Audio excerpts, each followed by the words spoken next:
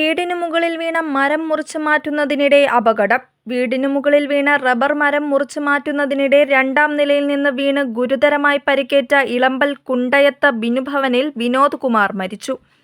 ഇന്ന് ചികിത്സയിലിരിക്കെയാണ് മരണം സംഭവിച്ചത്.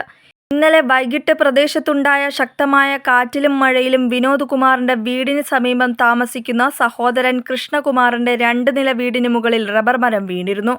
തുടർന്ന് മരം മുറിച്ചു മാറ്റുന്നതിനിടെയാണ് അപകടമുണ്ടായത്. 2ാം നിലയുടെ മുകളിൽ നിന്ന് കാൽ വഴി താഴേക്ക് വീണ വിനോദ് കുമാറിന് തലയ്ക്കും ശരീരമാസകലം ഗുരുതരമായി പരിക്കേറ്റു. ഉടൻ തന്നെ പുനലൂരിലെ സ്വകാര്യ ആശുപത്രിയിൽ പ്രവേശിച്ച ശേഷം കൂടുതൽ ചികിത്സയ്ക്കായി കൊല്ലത്തെ ആശുപത്രിയിലേക്ക് മാറ്റിയെങ്കിലും ജീവൻ രക്ഷിക്കാനായില്ല. പോലീസ് സ്ഥലത്തെത്തി മേൽ നടപടികൾ സ്വീകരിച്ചു. മരണമടഞ്ഞ വിനോദ് കുമാർ ഇളമ്പൽ കൊട്ടാരം ക്ഷേത്രത്തിലെ ക്ഷേത്ര ഉപദേശക സമിതി പ്രസിഡന്റായിരുന്നു.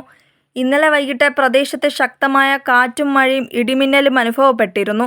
ഇടിമിന്നലിൽ നിരവധി വീടുകൾക്കും വൈദ്യുത ഉപകരണങ്ങൾക്കും കേടുപാടുകൾ സംഭവിച്ചതായും നാട്ടുകാർ അറിയിച്ചു.